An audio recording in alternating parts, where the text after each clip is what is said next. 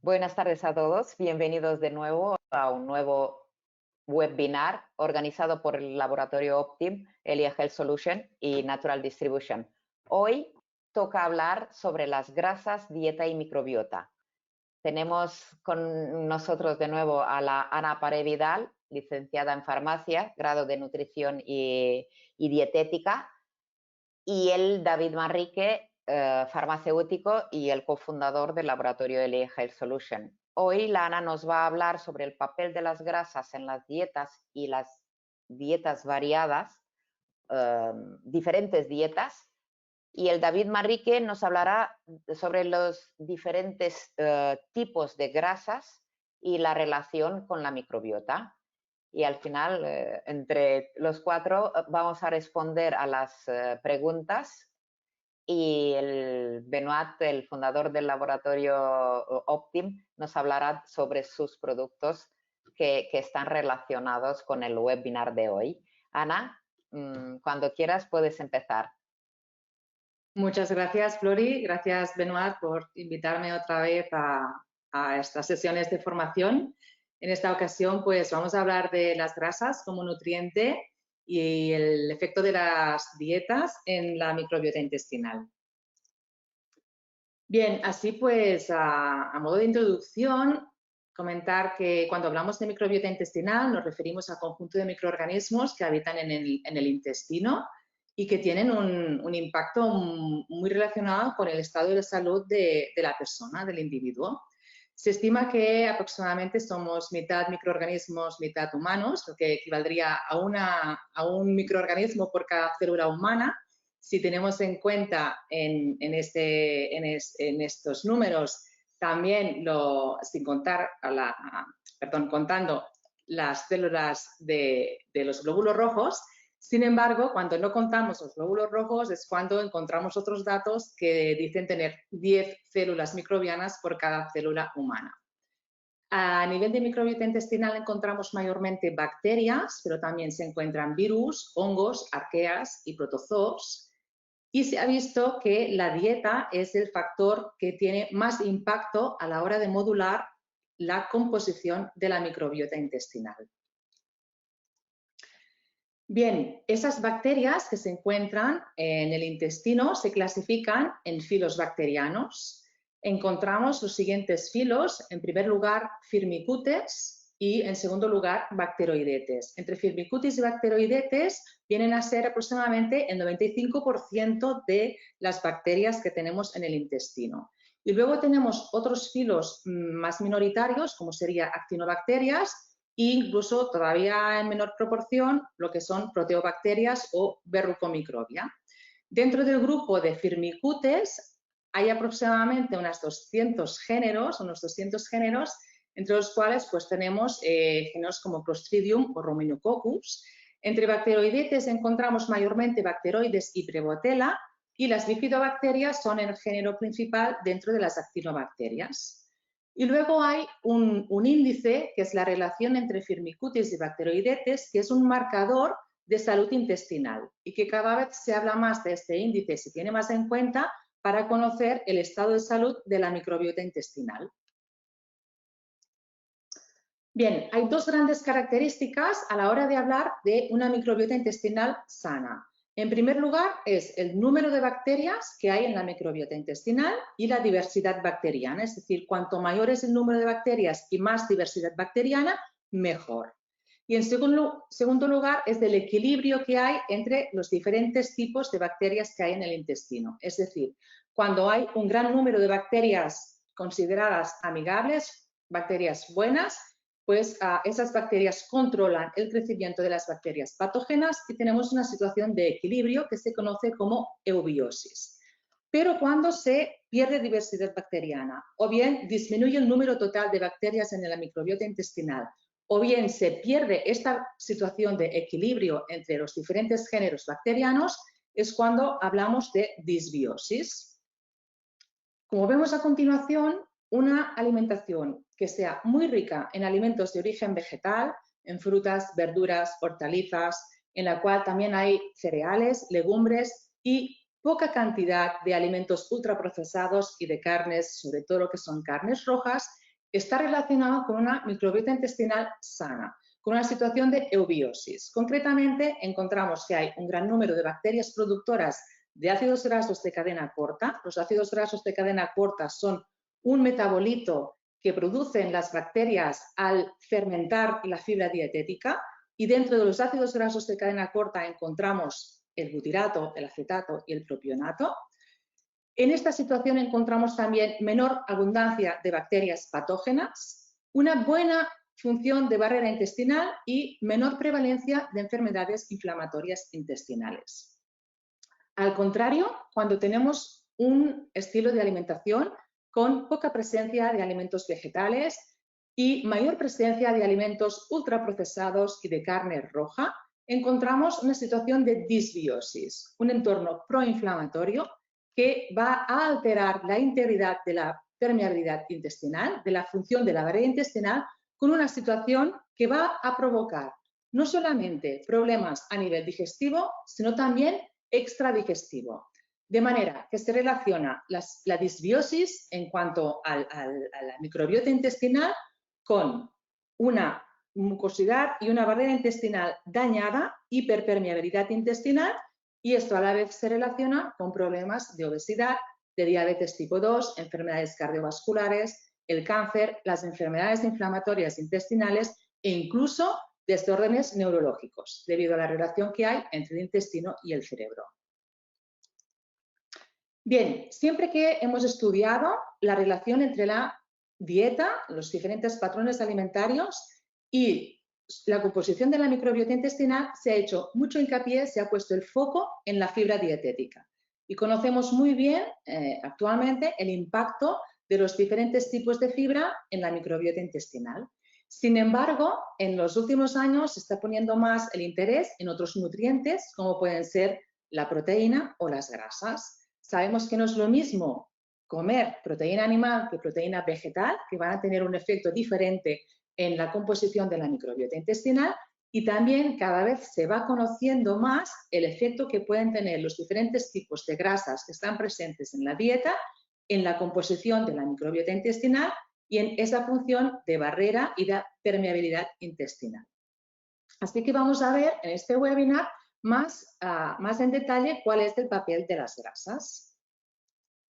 Cuando hablamos de grasas nos encontramos en que es un nutriente muy complejo, así que en primer lugar tenemos que diferenciar los tipos de grasas que encontramos en la dieta.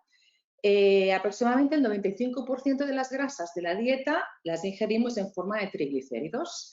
Los triglicéridos están formados por una molécula de glicerol con 3 ácidos grasos. Los ácidos grasos se pueden clasificar en función de su estructura química. Tenemos, por un lado, los ácidos grasos saturados, en cuya estructura no hay ningún doble enlace, con lo cual van a tener una estructura muy rígida. De hecho, son grasas sólidas a temperatura ambiente y que se encuentran en la ternera, en el cerdo, en el cordero. Son las grasas que encontramos en los lácteos, en la mantequilla, en el queso curado, todo alimentos de origen animal, pero también en algunos vegetales como el aceite de coco y el aceite de palma. Por otro lado, tenemos otro grupo que son los ácidos grasos insaturados. Estos ya sí que tienen un doble enlace en su molécula. Si solamente tienen un doble enlace, tenemos el grupo de los ácidos grasos monoinsaturados. Si tienen más de un doble enlace, son los ácidos grasos poliinsaturados. Dentro de los monoinsaturados, el principal ingrediente que tenemos en nuestra alimentación es el aceite de oliva. El aceite de oliva es una grasa líquida. Cuando hablamos de insaturados son grasas líquidas a temperatura ambiente, con lo cual ya hablamos de aceites. Tenemos el aceite de oliva, el aguacate y los frutos secos. Todos ellos grasas monoinsaturadas. Y dentro de los poliinsaturados, pues tenemos 2 familias, que son los omega 3 y los omega 6, en función del carbono donde hay el primer doble enlace. Cuando tenemos el primer doble enlace situado en el carbono número 3, pues tenemos los omega 3. Y si está situado en el número 6, tenemos la familia de los omega 6. Dentro de los omega 3 tenemos el pescado graso, pescado azul, pero también tenemos algunos frutos secos como por ejemplo las nueces, y también tenemos el aceite de chía o el aceite de linaza. Dentro de la familia de los omega 6 tenemos aceites como el aceite de girasol, el aceite de maíz o el aceite de soja. El hecho de tener varios dobles enlaces va a configurar unas propiedades físico-químicas diferentes a esta grasa, con lo cual las grasas, todas ellas tienen el mismo aporte energético, pero sin embargo se comportan de diferente manera cuando están en el organismo. Y luego tenemos el grupo de los ácidos grasos trans. Cuando en los alimentos, en la naturaleza, se encuentran estos dobles enlaces, tienen una configuración que se le llama cis. En cambio, los ácidos grasos trans tienen configuración trans, es una configuración diferente de los dobles enlaces. En este caso se encuentran mayormente en los productos ultraprocesados. Los encontramos en pequeña cantidad en la carne o en los lácteos, pero sobre todo el aporte de grasas trans en nuestra alimentación viene por el consumo de alimentos ultraprocesados. Y a diferencia de los anteriores, de los monoinsaturados y los poliinsaturados, que tenían una configuración, un comportamiento más líquido, los ácidos grasos trans tienen, a pesar de tener un doble enlace, una estructura muy sólida, igual que los ácidos grasos saturados, con lo cual se comportan de manera parecida a los ácidos grasos saturados. Bien, las grasas, a pesar de que hayan sido como un poco mal vistas, ¿no?, en nuestra alimentación, pues es un nutriente imprescindible para la salud. Las grasas nos proporcionan energía, pero también es la forma como nuestro cuerpo almacena el excedente de energía. Los alimentos que contienen grasas son fuente de ácidos grasos esenciales, es decir, dentro de todos los ácidos grasos poliinsaturados hay dos concretamente que son esenciales, que no los podemos producir en el cuerpo, que solo los podemos obtener de la alimentación, que son el ácido linolénico y el alfa-linolénico. Y las grasas también, los alimentos ricos en grasas, también nos aportan otro nutriente que son las vitaminas liposolubles. Tenemos dentro del grupo de vitaminas liposolubles la vitamina A, la D, la E y la K. En nuestro cuerpo, las grasas tienen función estructural y biológica. Se sitúan en todas las membranas de todas las células, es decir, todas las células de nuestro cuerpo tienen una capa formada por grasas. Y se sitúan también en gran cantidad en el cerebro y en la retina. El cerebro es el segundo órgano después del tejido adiposo que mayor cantidad de grasa contiene y está formado mayormente por grasas poliinsaturadas y por colesterol. Las grasas de la dieta también las utiliza el cuerpo para producir otros compuestos, como sería el caso de la vitamina D, las hormonas como las hormonas sexuales o bien el cortisol, las sales biliares, y también se utilizan para producir moléculas que están implicadas en los procesos de control de la inflamación, como son las prostaglandinas y los tromboxanos. Desde el punto de vista gastronómico, cuando comemos alimentos ricos en grasas, se enlentece el vaciado gástrico y nos da sensación de saciedad, es decir, que nos sentimos más llenos después de haber comido un alimento rico en grasas. Y también desde el punto de vista gastronómico, las grasas aportan sabor, olor y textura a los alimentos. Bien, a grandes rasgos vemos que lo que son los ácidos grasos saturados y las grasas trans están relacionadas con efectos negativos en la salud, especialmente en lo que hace referencia a las enfermedades cardiovasculares, síndrome metabólico, diabetes, todos los problemas relacionados con la inflamación y la obesidad. Y en cambio, las grasas monoinsaturadas y las grasas poliinsaturadas, especialmente las de la familia omega 3, tienen un efecto positivo para la salud, porque nos van a proteger justamente de la inflamación y de las enfermedades cardiovasculares y todas las enfermedades relacionadas con esa inflamación de bajo grado.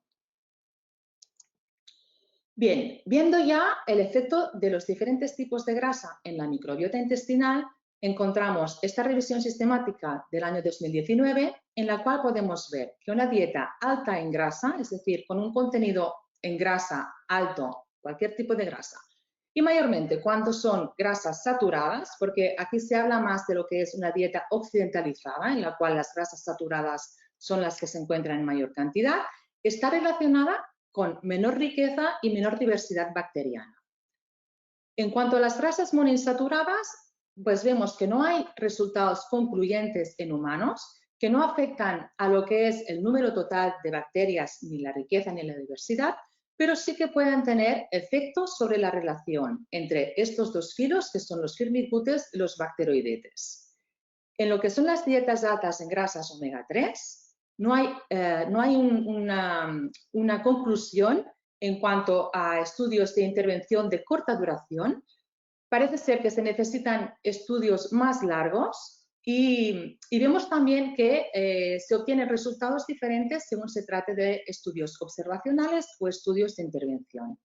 Y en cuanto a las dietas ricas en grasas omega 6, pues también encontramos que no hay estudios concluyentes en humanos. Siempre que miramos este tipo de estudios tenemos que tener en cuenta, en primer lugar, si los resultados que se están explicando se tratan de estudios realizados con animales o con humanos, porque encontramos que hay mucha más bibliografía en animales que en humanos. Y parece ser que los resultados en animales son mucho más rápidos en cuanto al cambiar el tipo de alimentación, el efecto que tiene sobre la microbiota intestinal se produce de una manera mucho más rápida que no en humanos, ¿no? Que en humanos se necesitan intervenciones más largas. Ahí vemos este mismo estudio que os comentaba, esta revisión sistemática, pues si nos fijamos en los ácidos grasos monoinsaturados, en lo que son estudios de intervención, vemos que hay una disminución en cuanto al número total de bacterias. Sin embargo, en los estudios observacionales hay un aumento en el género Blautia que no se observa en los estudios de intervención. También encontramos pues, algunos resultados diferentes, por ejemplo, en lo que es el total de grasa. En estudios intervencionales baja el número total de bacterias, pero luego vemos con más detalle en los estudios observacionales en cada género el impacto que tiene el estudio en cuanto a que algunos géneros se ven favorecidos, mientras que en otros géneros se reduce. Así que debemos tener siempre en cuenta qué tipo de estudio estamos leyendo a la hora de sacar conclusiones. Ahí vemos en dos otras poblaciones, otra de 2019 y una más reciente, que es la de García Montero de 2021, en la cual aquí encontramos algunos datos un poco diferentes. En cuanto a las grasas monoinsaturadas, vemos que hay un aumento en los géneros Bifidobacterium y Lactobacillus, que son bacterias productoras de ácidos grasos de cadena corta que van a tener un efecto antiinflamatorio. Y también productoras de ácido láctico. El ácido láctico lo que hace es ayudar a controlar las bacterias patógenas. Una mayor producción de butirato. Y en cuanto al efecto que tiene los ácidos grasos monoinsaturados en cuanto a la barrera intestinal, vemos que es un efecto positivo porque mantiene la integridad de la barrera intestinal. En otro tipo de grasas, las grasas omega 3, vemos que son positivas a la hora de balancear el índice entre firmicutes y bacteroidetes. A nivel de barrera intestinal se traduce en una mayor producción de marcadores antiinflamatorios. Y en cambio, en las grasas poliinsaturadas de omega 3 no vemos que haya tampoco resultados concluyentes en cuanto a los filos genéticos ni a los diferentes tipos de genes, de géneros, pero sí que hay un efecto de aumentar la permeabilidad intestinal. En cuanto a las grasas saturadas, aumenta la producción, el número de bacterias reductoras de sulfato, sobre todo cuando son grasas saturadas procedentes de la leche. Hay un aumento en ese tipo de bacterias que va al mismo tiempo a aumentar la producción de sulfídrico y va a producir una degradación de la mucosa intestinal y va a aumentar la permeabilidad y el grado de inflamación.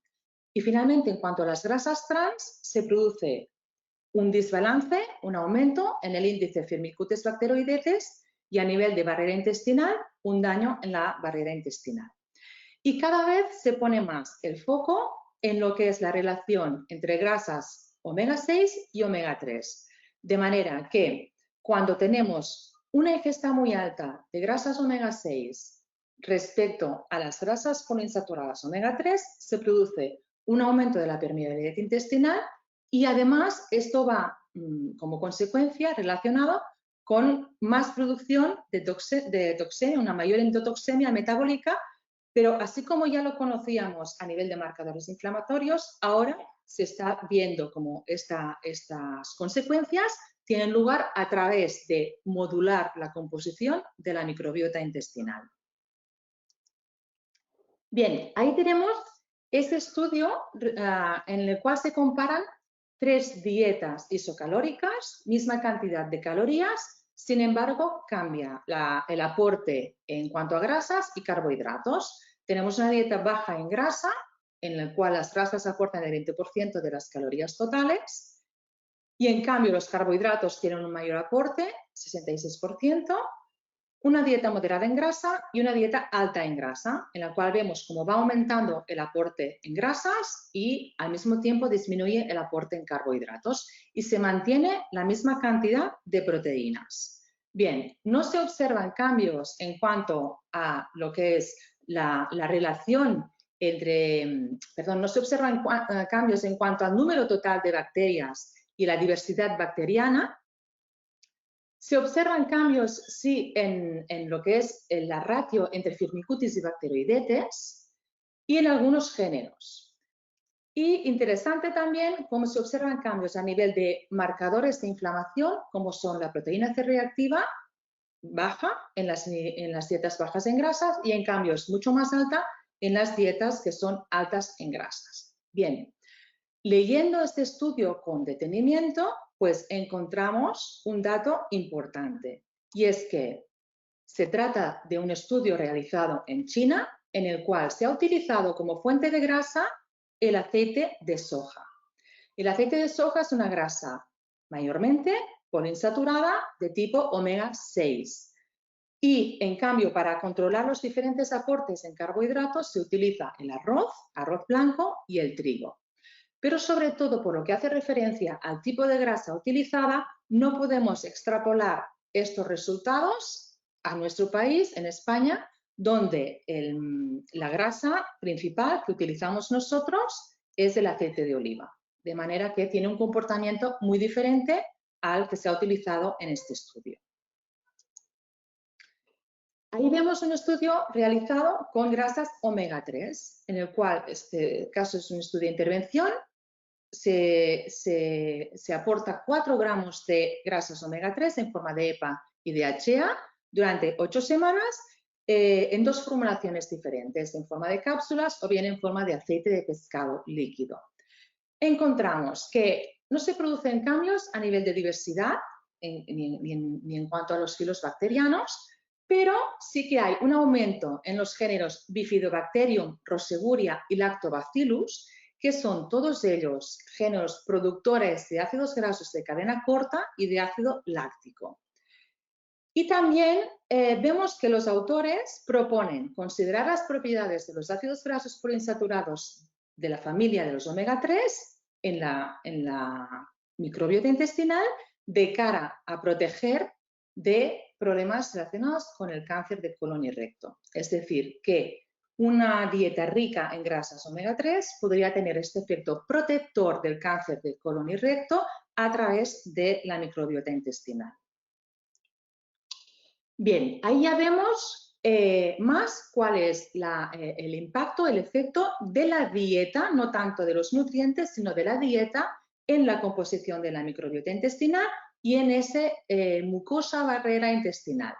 Vemos, por un lado, lo que sería una dieta alta en grasas saludables, donde encontramos los ácidos grasos monoinsaturados y las grasas poliinsaturadas de la familia omega 3. Y al mismo tiempo, la relación entre omega 6 y omega 3, que es muy importante tener en cuenta, que no sea superior a 4 o 5 entre omega 6 y omega 3. Es el tipo de grasa que encontramos en una dieta mediterránea. Al mismo tiempo, la dieta mediterránea es una dieta que se caracteriza por una ingesta alta en frutas, verduras, hortalizas, que son, además de nutrientes, de alimentos que nos proporcionan fibra, son fuente de polifenoles. Los polifenoles es un compuesto no nutritivo que se encuentra solamente en alimentos de origen vegetal y que tiene actividad como antioxidantes y antiinflamatorios. La dieta mediterránea es muy rica en polifenoles y al mismo tiempo, pues, por supuesto, es una dieta rica en fibra y también que nos aporta una serie de micronutrientes muy interesantes que os va a explicar a continuación David Manrique, el impacto que tienen esos nutrientes en la microbiota.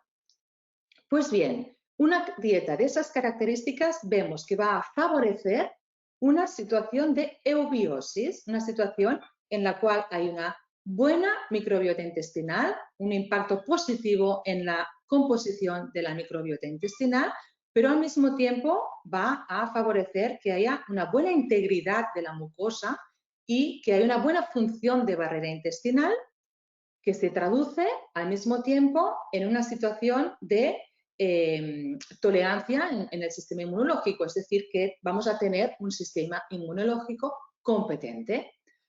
Al contrario, cuando tenemos una dieta en la cual hay una gran ingesta de ácidos grasos saturados, grasas trans, relacionada además con una relación entre omega 6 y omega 3, en la cual hay un gran aporte de omega 6, mayormente a través de aceites refinados, estamos hablando de una relación que puede llegar a 25:1, incluso más en algunos países, y al mismo tiempo, pues, que va junta con una ingesta importante de alimentos ultraprocesados que van a aportar sal y van a aportar aditivos, todos ellos otros nutrientes que también tienen un impacto negativo.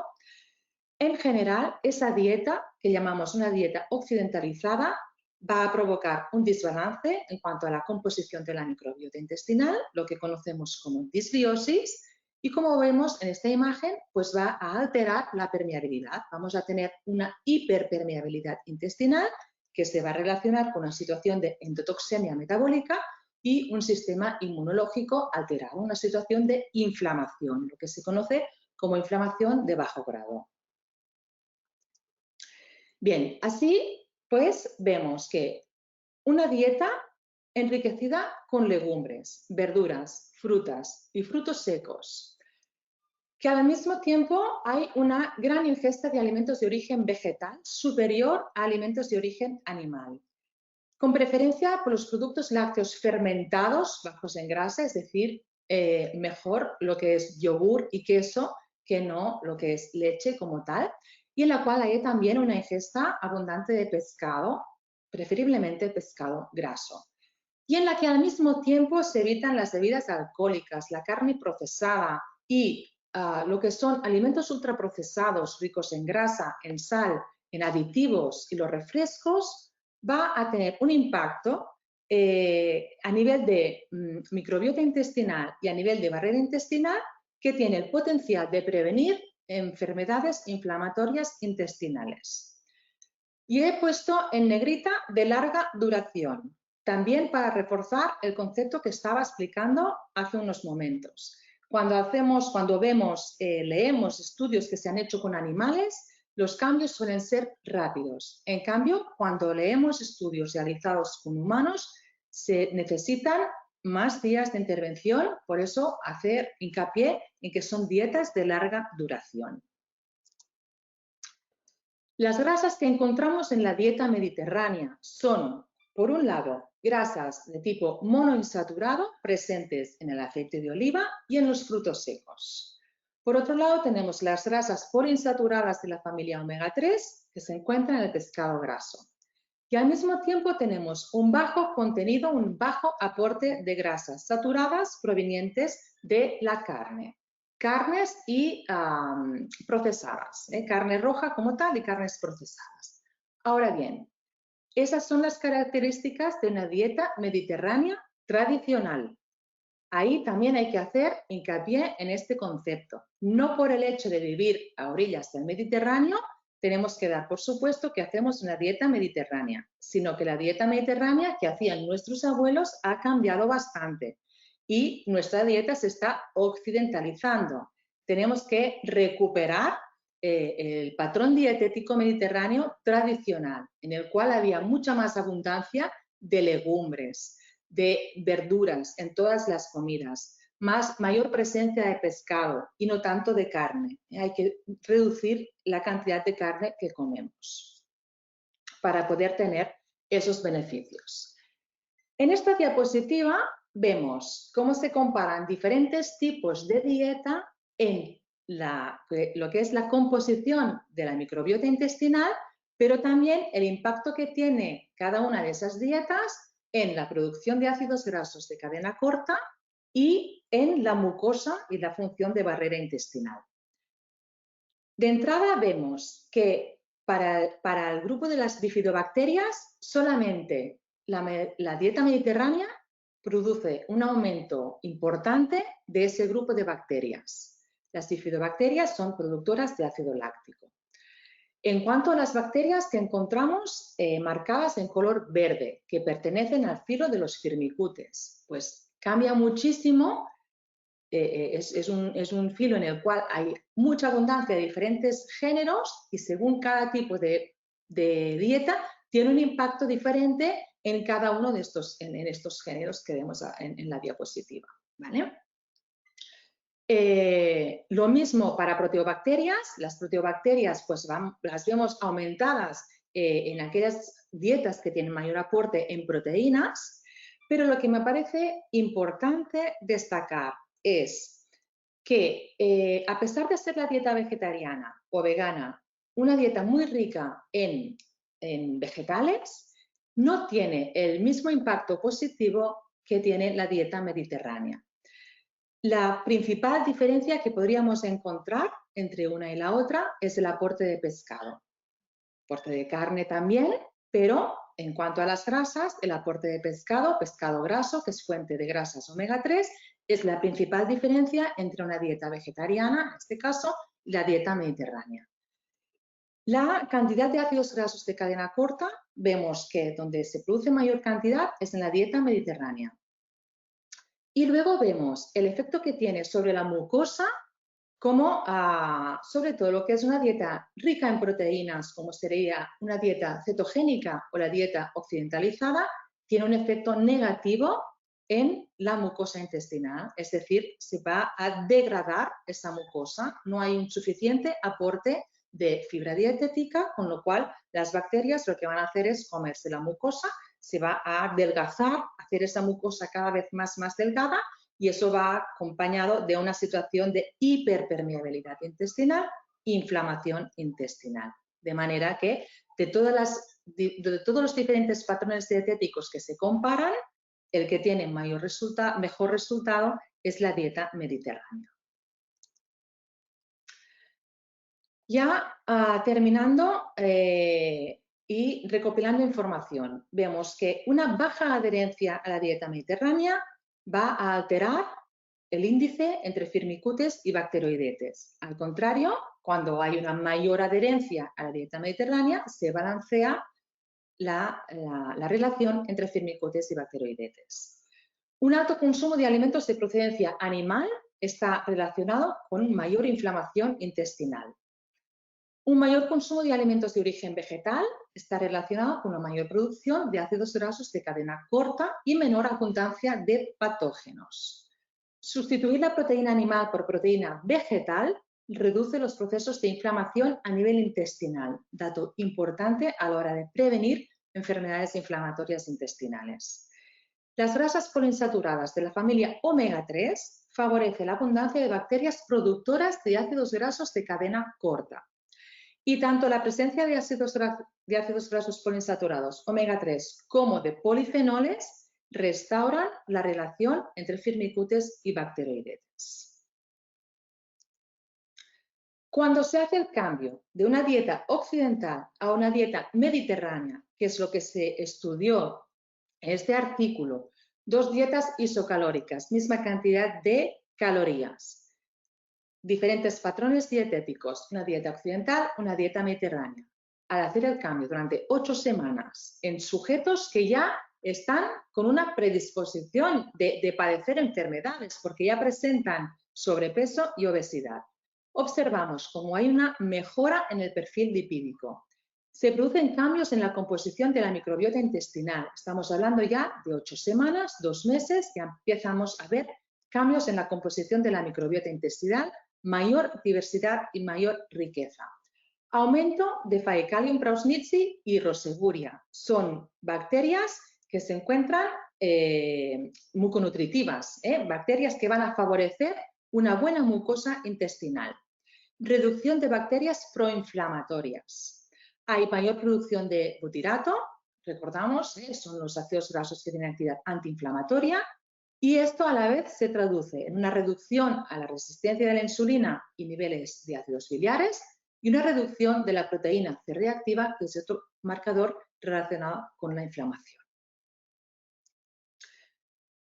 A nivel de conclusiones que podemos sacar, tenemos que los componentes de los alimentos tienen un impacto clave en la composición de la microbiota intestinal, en la abundancia y en la diversidad de géneros que se encuentran en la microbiota intestinal.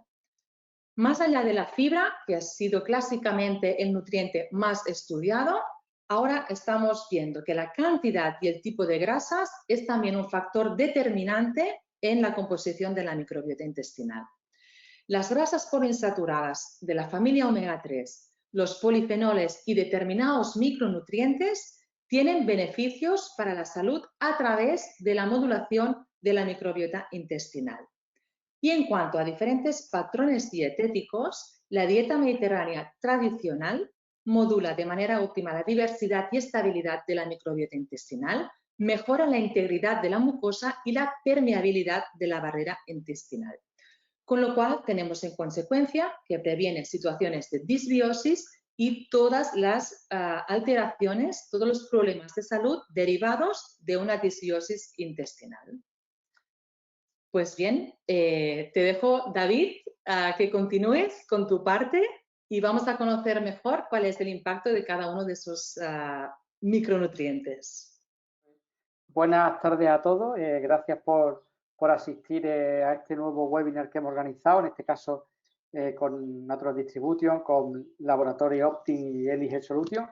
Y en este caso, pues bueno, el tema que estamos tratando es grasas, dieta y microbiota, ¿no? Aquí hemos puesto un código QR que podía acceder a la web de Natural Distribution, ¿vale? Y bueno, ahora en esta parte final del webinar, lo que vamos a hablar va a ser más concretamente de algunos ácidos grasos, algunos tipos de lípidos funcionales concretos y los efectos que hay que se han estudiado en la microbiota, sobre la microbiota intestinal, ¿vale? Bueno, en cuanto a las grasas y microbiota, pues bueno, Ana la verdad que ha hecho un repaso bastante extenso y muy interesante, pero bueno, para ir un poco definiendo puntos clave que veremos en esta otra parte de la presentación, pues bueno, pues una dieta rica en ácido graso, sobre todo poliinsaturado, parece ser que tiene asociado cambios positivos en la microbiota intestinal, sobre todo cuando son ácidos grasos omega 3 y como ha explicado Ana en su presentación, pues sí que se ve, también veremos ahora que hay un efecto opuesto entre los omega 3 y los omega 6. Parece ser que el efecto de los ácidos grasos monoinsaturados como el ácido oleico es menos importante sobre la microbiota al que pueda ser, por ejemplo, el efecto de los omega 3. Como ha comentado Ana, hay algunos estudios también de intervención, que ahora veremos alguno más. Pues, por ejemplo, 4 gramos de ácido graso tipo EPA y DHA omega 3 durante 8 semanas, pues puede provocar cambios en las bacterias de la microbiota intestinal y, sobre todo, muy importante, el efecto que se produce en los ácidos grasos de cadena corta, que son nutrientes fundamentales del epitelio y de las células intestinales. Y bueno, también como ha comentado Ana, que ahora también lo veremos, una dieta alta en grasa, sobre todo si es vía aumentar esa grasa por ácido graso omega 6, como puede ser el aceite de soja, etcétera, pues puede conducir a una disminución en bacterias productoras de butirato, y esto nunca es positivo porque el butirato, como sabemos, es un elemento clave en la regulación de la permeabilidad intestinal y en la regulación de la inflamación, ¿vale? Bueno, a nivel general, aunque después veremos algunas cosas particulares, podríamos decir que las grasas de origen vegetal aumentan las bifidobacterias, aumentan los lactobacillus y aumentan las bacterias productoras de ácido graso de cadena corta. Estos en principio son efectos positivos y también podríamos decir a nivel general, aunque después hay casos particulares como el omega 3, que no pasa esto, pero a nivel general las grasas de origen animal disminuirían los bifidobacterium, disminuirían los lactobacillus y disminuirían los ácidos grasos de cadena corta, pero como decimos, veremos luego a lo largo de la presentación que esto puede ser una situación genérica, pero que después dentro de las grasas de origen animal hay particularidades de grasas que se comportan de forma positiva y dentro de las grasas de origen vegetal, como pueden ser las grasas ricas, vegetales ricos en omega 6, pues no se comportan de esta manera tan positiva, ¿vale? En cuanto a estudios, como ha comentado Ana, de dietas ricas en grasa con respecto a dietas bajas en grasa, pues sí, se ve que dietas altas en grasa, por ejemplo, dietas que contienen, como ha comentado Ana, cerca de un 40% de grasa, pues en principio parece que se relacionan con cambios desfavorables en la microbiota. Y a mí este estudio que os he puesto aquí, publicado en 2019, me parece muy interesante porque se mantiene en todas las dietas una ingesta constante de fibra, ¿vale? Y lo que se modifica es la ingesta de grasa. Entonces, bueno, sí que es cierto que me llamó bastante la atención de este estudio, por lo menos a mi entender, que la ingesta de fibra, al menos a priori, me resultaba baja. 14 gramos diarios sería, idealmente, deberíamos de tomar al menos 20 gramos de fibra e incluso algunos autores hablan de que la fibra que tomamos en la dieta, vía alimentos vegetales, tendría que llegar por lo menos a 30, ¿vale? Como comentario, ¿no? Bueno, también el tema de los omega 3, que han hablado largo y tendido de los omega 3, efectivamente se ve que son una grasa, un tipo de ácido graso muy positivo para la microbiota intestinal. Y este artículo del 2017 me resultó interesante comentarlo porque los autores postulan no solamente que los omega 3 puedan tener un efecto, el EPA y el DHA, puedan tener un efecto positivo en la microbiota, sino que podrían ayudar a revertir situaciones de disbiosis o de desequilibrio de la microbiota intestinal. Los autores pues, hacen una recopilación de estudios y ven que, bueno, pues que en una disbiosis caracterizada por disminución de bifidobacterias, aumento de enterobacterias, aumento de inflamación intestinal por endotoxemia y por aumento de permeabilidad intestinal, pues que si suplementábamos con omega 3, EPA y DHA, podríamos llegar a una situación de eubiosis, aumentando las bifidobacterias, disminuyendo las enterobacterias y disminuyendo la inflamación a nivel de la permeabilidad de la epitelio intestinal por un aumento del butirato principalmente. O sea que esto es muy interesante porque no solamente el omega 3 puede favorecer una microbiota adecuada, sino ayudar a revertir situaciones de disbiosis. En cuanto a los ácidos grasos omega 3, pues hay aquí, por ejemplo, algunos estudios. Este también me pareció muy interesante comentarlo, porque fue un estudio que se hizo en mujeres de edad mediana y en mujeres mayores. Bueno, y se veía que independientemente de la ingesta de fibra, los omega 3, el aumento de la ingesta de omega 3 puede tener un efecto favorable en la microbiota, manteniendo constante la ingesta de fibra. Esto es interesante porque puede ser un elemento de confusión. Y los autores de este artículo, pues bueno, pues sugieren un potencial de los suplementos de omega 3 para mejorar la composición microbiana, tanto en personas mayores como en personas de edad media. También otro estudio de intervención con omega 3, en este caso se daba 600 miligramos diarios durante 14 días, se vio que podía aumentar en los niveles de butirato intestinal. Esto es muy interesante porque es un ácido graso de cadena corta, el butirato, relacionado con efectos antiinflamatorios.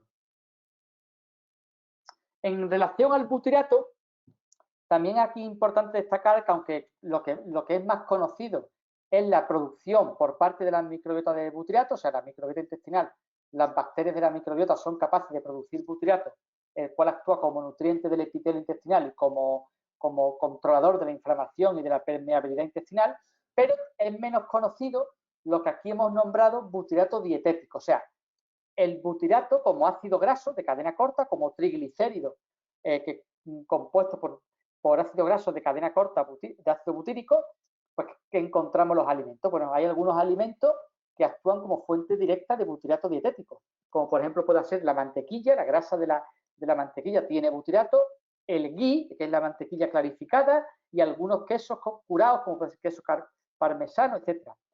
Estos alimentos, que es que en principio las grasas lácteas se relacionan con grasas saturadas y que podrían no ser favorables para la microbiota, pero se ha visto que algunos ácidos grasos, o sea, algunas grasas saturadas, pero que contengan niveles interesantes de butyrato, sí que son interesantes, ¿no?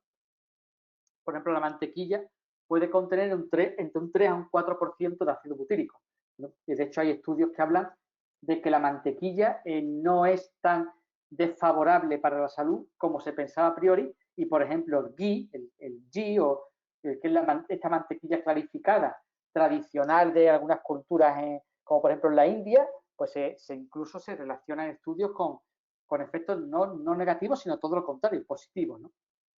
En cuanto a este butyrato dietético como componente bioactivo, como lípido funcional, pues sabemos que está presente sobre todo en la leche de los mamíferos, ¿vale? La leche de los mamíferos, como la cabra, los ovinos, etcétera, pues hay diferentes proporciones de butyrato.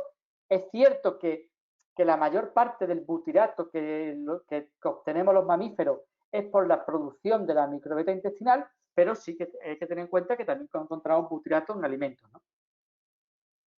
Y hay algunos estudios que relacionan el butyrato dietético, o bien sea añadido a alimentos o ya sea como suplemento, con efectos en la disminución de la inflamación intestinal vía modulación de la microbiota. Hay tanto estudios en animales de experimentación como estudios en humanos donde se ve que el butyrato que tomamos en la dieta o en suplemento tiene en sí un efecto prebiótico, un cierto efecto prebiótico, porque se comporta de manera que promueve un aumento de bacterias más productoras de butyrato en el intestino.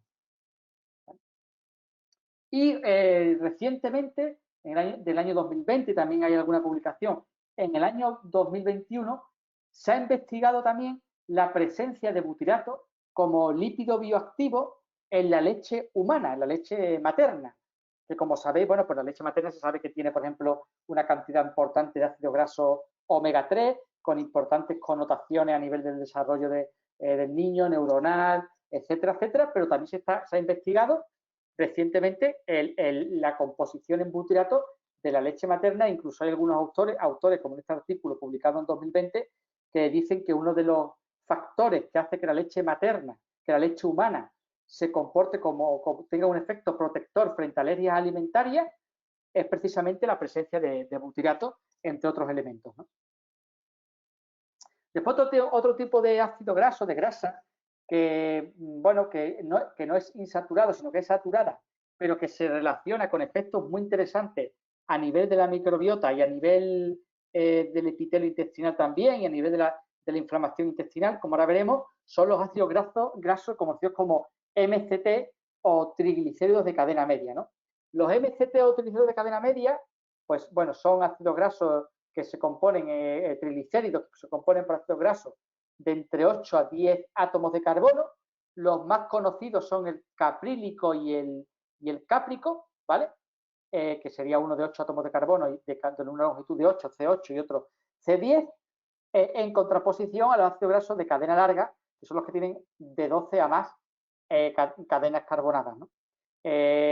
Los MCT son un tipo de triglicéridos, de ácidos grasos, que están presentes en la dieta en cantidades pequeñas, significativamente pequeñas, ¿no? Hay pocos alimentos que contengan MCT, triglicéridos de cadena media, de forma natural, de una cantidad importante, y principalmente el más conocido es el aceite de coco. La grasa de coco es la que, bueno, pues es más famosa por su cantidad de triglicéridos de cadena media o de MCT, ¿no? La mayoría de las grasas vegetales son muy ricas en ácidos grasos de cadena larga y muy pobres en MCT, excepto el coco, que es el más conocido por su composición en triglicéridos de cadena media. Bueno, pues los MCT, desde hace bastantes años, se les viene considerando unos lípidos bioactivos.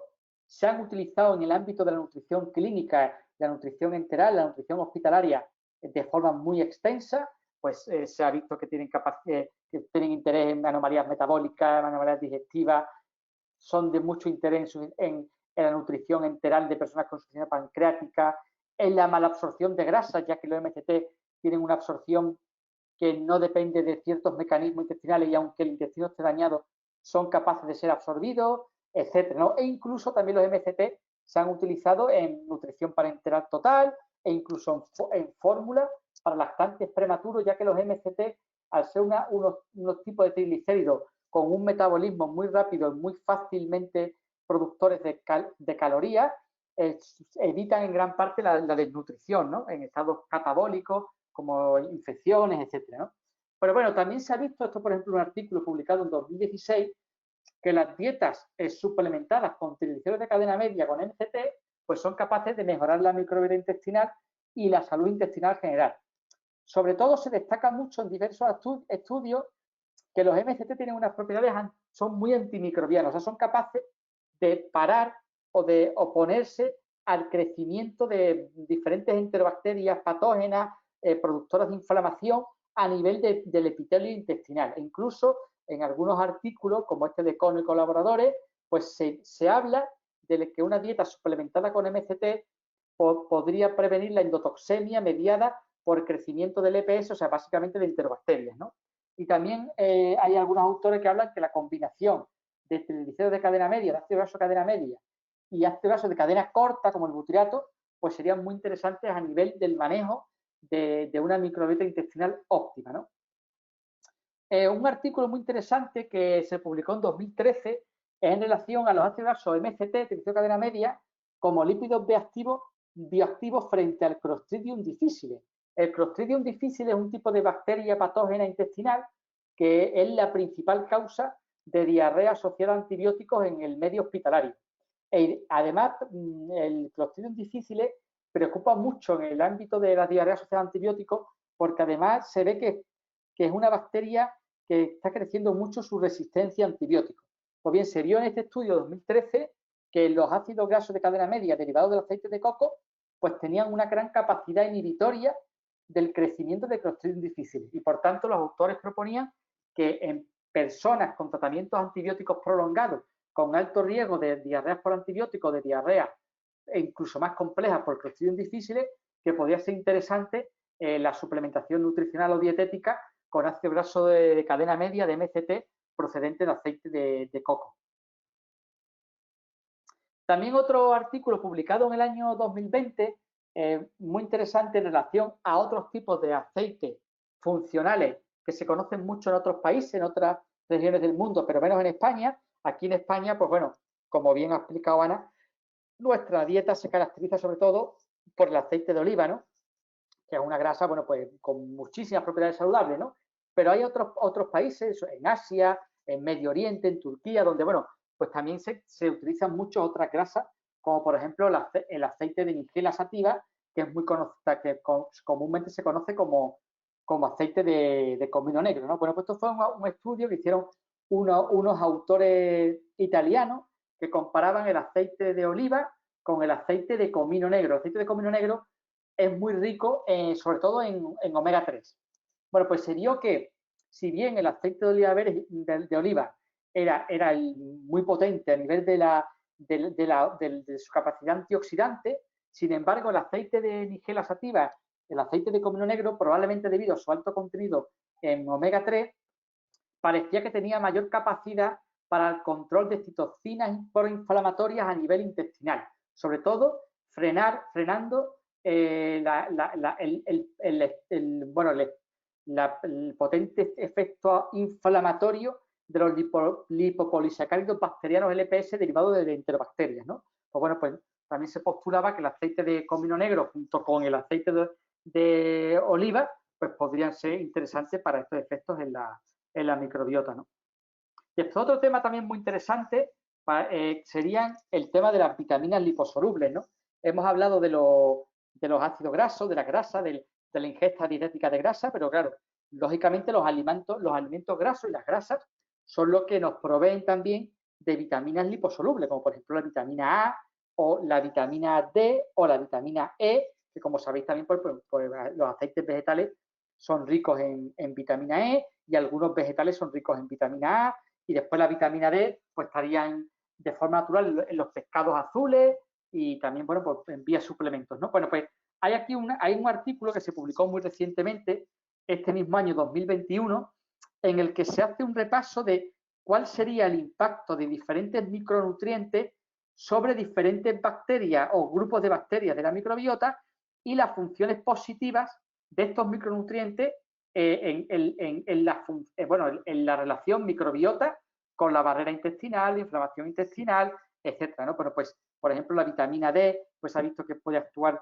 a nivel de las bifidobacterias, la vitamina A se ha visto que puede actuar a nivel de los lactobacillus y de la inflamación intestinal, la vitamina E también se ha visto que puede también actuar a nivel del contenido en bifidobacterias de la microbiota, y bueno, pues hay unos efectos múltiples que son capaces de desencadenar estas vitaminas liposolubles y también otros microelementos, como por ejemplo el zinc, que tiene también un efecto muy marcado, ¿no? Pero bueno, aquí estamos hablando de vitaminas liposolubles, ¿no?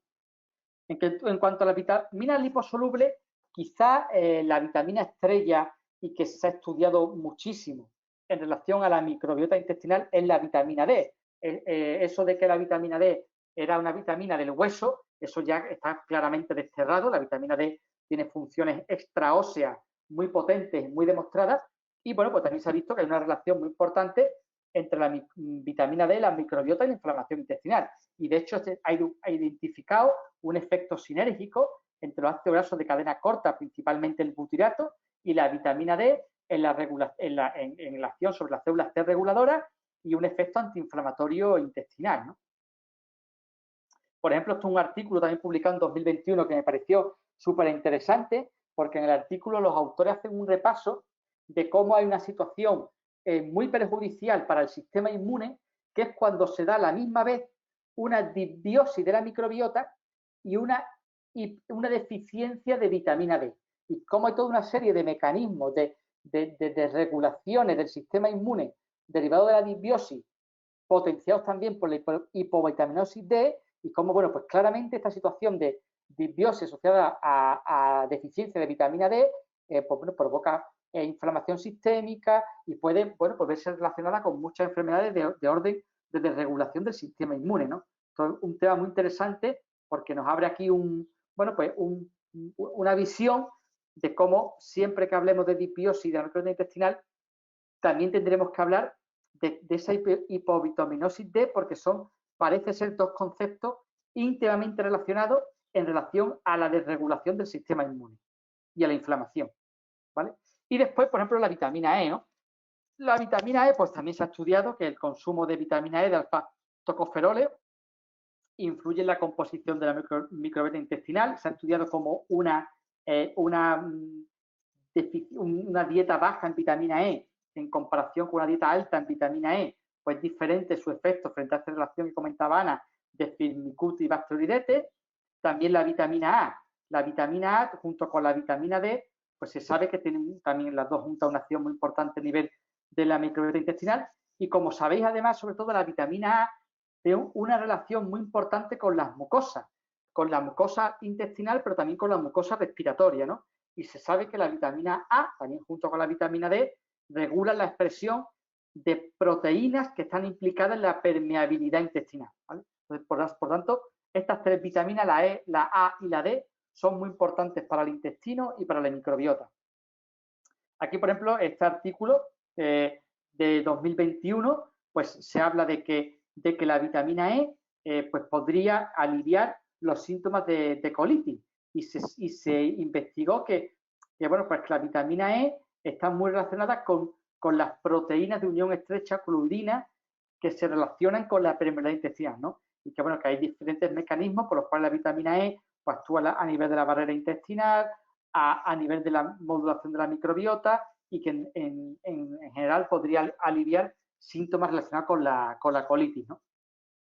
Bueno, ya para ir terminando, vamos a explicar un poco algunos productos que trabajamos con Natural Distribution, tanto en laboratorio ELI Health Solution como Optim, sobre todo enfocado a toda esta relación de microbiota intestinal, lípidos funcionales y su relación con la microbiota. Pues, por ejemplo, recientemente, hace menos de un año, lanzamos junto con Natural Distribution, que ahí tenéis la web, naturaldistribution.com, pues Butioil Spray, que es una mezcla bastante innovadora porque es MCT, aceite de coco, es MCT procedente de aceite de coco con butirato, con un aceite alimentario que lo que se trata, el objetivo de este aceite alimentario, Butiol Spray, es que añadido a alimentos de la dieta, pues seamos capaces de incrementar tanto los triglicéridos de cadena media como los triglicéridos de cadena corta que tomamos en la dieta, ¿vale? Es un aceite alimentario en formato spray. Y después, bueno, pues ya de todo es conocido porque ya hemos hablado en varias ponencias del Buticaps. Buticaps en este caso es un suplemento, que se trata de un suplemento cápsulas de gelatina blanda con una concentración muy alta en butyrato. Cada cápsula aporta 450 miligramos de butyrato y aquí ya serían casos donde necesitamos un aporte importante de butyrato, ¿vale? Tenemos otros productos también con butyrato como Buticá en sobre o butyrato C4 que también añade, además del butyrato, vitamina, pero bueno, en esta ponencia queríamos sobre todo hablar mucho de esta novedad que es el Butioil Spray y también repasar un poco Buticá cápsula, ¿vale? Y ahora le voy a dar la palabra a Benoit para que nos explique algunos productos de Optim, ¿vale, Benoit? La presentación te la voy a pasar hacia adelante, ¿no? Sí, perfecto, gracias, Aquí David. tienes. Ahora os voy a presentar los productos que, bueno, de la línea del laboratorio Optim. Son productos que pueden actuar, como hemos visto, a nivel de la microbiota. El último producto que hemos lanzado en mayo es el Optim Propionibacter. Es un producto que hemos desarrollado con Elie Health Solution. Es un fermento láctico que contiene el Propionibacterium fordenreichi shermani.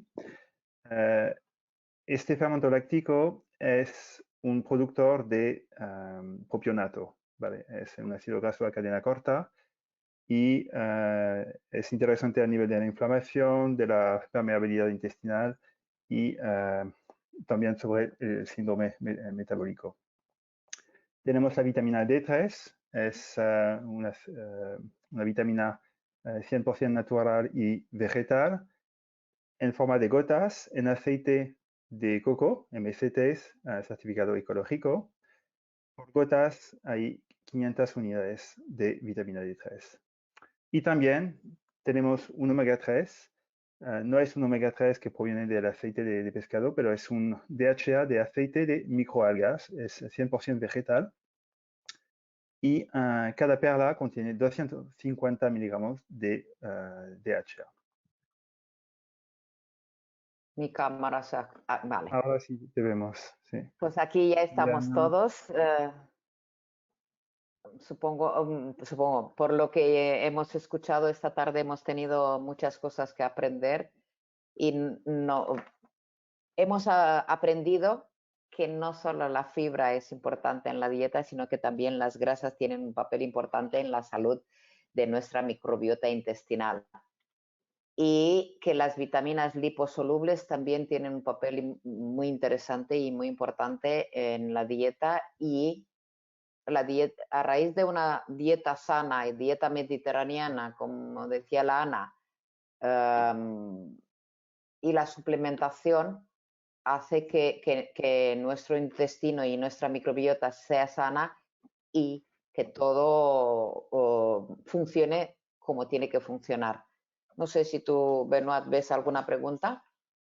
No, bueno, hay una Liliana que nos pregunta si los productos se pueden conseguir en México y aún no.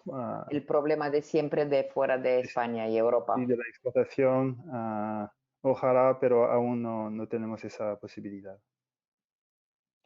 Ana, ¿tienes algo que añadir después de la ponencia del David? Bueno, para mí siempre estoy aprendiendo con David, o sea que me encanta compartir ponencias con él porque siempre aprendo. Y bueno, pues fíjate, ¿no? El papel de las vitaminas liposolubles que tienen su impacto en la microbiota intestinal y lo que comentabas, David, que la vitamina D siempre la hemos ubicado en la salud de los huesos y estos últimos meses hemos descubierto su implicación para el sistema inmunológico y para la microbiota intestinal también, lo cual se convierte en una vitamina cada vez más imprescindible. Igual que el omega 3. Una pregunta ¿sí? de Mary y la saludamos. ¿Qué diferencia hay entre el Buticaps, cápsulas, y Optim Propionibacter? Bueno, pues no tiene nada que ver una cosa con la otra. O sea, Buticap es butirato y Optim Propionibacter es un probiótico, una propionibacteria. Entonces, bueno, pues las propionibacterias, sobre todo la que se utiliza en Optim Propionibacter, es una bacteria altamente productora de propionato. Entonces, bueno, el propionato se comporta, es un ácido graso de cadena corta, pero se comporta relativamente diferente al butirato porque tiene mayor paso a nivel sistémico y se ha demostrado que el propionato tiene efectos metabólicos, efectos a nivel de los triglicéridos, también como vamos a llamarle como antiinflamatorio sistémico, o sea, es un producto diferente. Que también es verdad que las propionibacterias también tienen un efecto, vamos a llamarle prebiótico en sí misma, también aumentan las bifidobacterias y también tienen esos efectos parecidos al butirato a nivel intestinal. De hecho, más que, podríamos decir que son productos bastante complementarios. O sea, a los probióticos como la propionibacteria les viene bien el butirato y a productos como Buticap con butirato les viene bien para potenciar sus efectos y ser más efectivos, poder ir acompañado en determinados momentos con un probiótico como Optim Propionibacter. Pero bueno, es un poco intentar actuar sobre la microbiota y sobre la inflamación, etcétera, por mecanismos de acción diferentes. No sé, Son dos productos diferentes con acciones diferentes pero complementarias a la vez. Exactamente. O sea, los postbióticos como el butirato se pueden combinar perfectamente con los probióticos y al contrario. ¿Vale? No sé si, Benoit, que ha quedado más o menos. No veo más preguntas. ¿Algún apunte más? ¿Qué es lo que Bueno, decía? Que sabíamos. sí, porque había otra y la puedo respondí mientras David estaba Vale. presentando. Ahora no me acuerdo quién, pero alguien nos preguntó si alguien tiene alergias al pescado, puede tomar omega 3. Por supuesto, omega 3 de aceite de pescado, pero en el caso de, por ejemplo, Optim DHA, que es un aceite de microalgas, pues no hay problemas. En general, el problema de las alergias es un problema de las proteínas y no del aceite.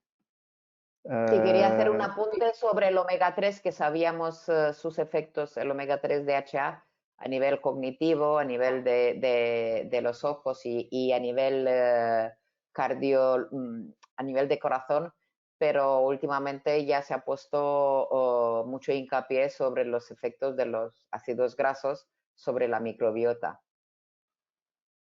¿Hay una Sí, pregunta? y yo quería añadir, referente a lo que comentabas, Benoit, que justamente en la diapositiva en que se comparaban diferentes patrones dietéticos, que veíamos la diferencia entre una dieta vegetariana y una dieta mediterránea, pues cualquier persona que siga una dieta vegetariana o vegana y que se tome el suplemento de DHA de microalgas, pues ya está obteniendo este beneficio, ¿no? Producido por los omega 3, en este caso sin comer pescado, sino con el suplemento de DHA de microalgas. Correcto. ¿Pacientes celíacos se tiene que dar algún probiótico en particular? A ver, en la enfermedad celíaca ha habido mucho debate en el uso de los probióticos y a día de hoy lo que más, bueno, parece que tiene más evidencia o está más contrastado es que los probióticos, cuando una persona celíaca ha sido diagnosticada, que probablemente muchos lleven muchos años de evolución y haya, bueno, de hecho hay atrofia de la mucosa intestinal, mala absorción de nutrientes, afectación del epitelio intestinal, inflamación, etcétera, pues que determinados probióticos, posbióticos y tal, pues pueden ayudar a, vamos a llamar, acelerar esa recuperación de ese epitelio intestinal. O sea, que en principio, sobre todo cuando hay una persona que acaba de ser diagnosticada y que, pues, que a lo mejor tiene anemia, tiene mala absorción, ha tenido pérdida de peso provocada por los problemas intestinales que causa el gluten a esa persona, etcétera, pues todas estas sustancias que mejoran la microbiota, probióticos, prebióticos, postbióticos, pues pueden ayudar lógicamente a acelerar la recuperación del intestino. Eso es lo que más está a día de hoy estudiado. Y que al aumentar la producción de ácidos grasos de cadena corta, pues estás obteniendo un resultado antiinflamatorio. Sí. Está Vitamina claro. Vitamina D y butirato son imprescindibles en este caso para controlar la inflamación a nivel intestinal.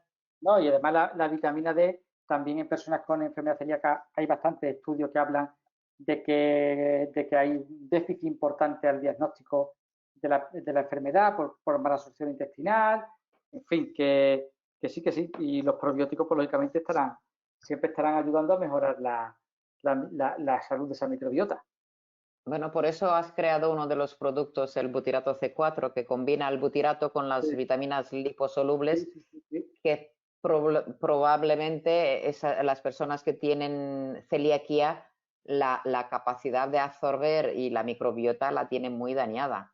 Entonces, le aportas butirato y además le aportas vitaminas liposolubles. Sí, que las vitaminas liposolubles, tanto la D como la A, sobre la D quizás la más conocida a día de hoy, pues ha estudiado en los últimos meses, bueno, con bastante intensidad, ¿no? Pero también la vitamina A tiene mucha acción a nivel de la mucosa intestinal y la vitamina E, como hemos visto, pues también es interesante. O sea que sí, este tipo de productos pues estupendos para estas cuestiones, Flori. Por eso. Hay otra pregunta. Cuando se toman antibióticos, ¿es mejor pautar probióticos a la vez, como ya se hace, o esperar a terminar el tratamiento? Mire, Benoit, aquí si queréis contesto yo. Lo que hay publicado en relación a cómo los probióticos previenen efectos negativos de los antibióticos, por ejemplo, lo mejor es empezar, parece ser, con el probiótico lo antes posible. O sea, si es una persona que va a tomar probióticos de manera programada, por ejemplo, se hizo un estudio en Inglaterra donde eran personas que iban a hacerse una cirugía o lo que fuera, o sea, ya tenían una programación hecha de la fecha y se sabía cuándo iban a empezar a tomar antibióticos como medida preventiva frente a posibles infecciones derivadas de la cirugía. Se les daba probióticos desde una semana antes y había una mejora bastante significativa en la prevención de diarrea asociada a antibióticos. O sea que lo que se deriva de algunos estudios, como este, por ejemplo, es que mientras antes se empiece a tomar probióticos, parece ser que es mejor para evitar efectos deleterios de los antibióticos. Muchas veces tomas el antibiótico, no sabes cuándo vas a empezar a tomarlo, te lo prescriben y bueno, pues ese mismo día. Sí. ¿Vale? ¿No hay más preguntas? Vale, ¿algún apunte que ya se ha hecho tarde? Supongo que la gente...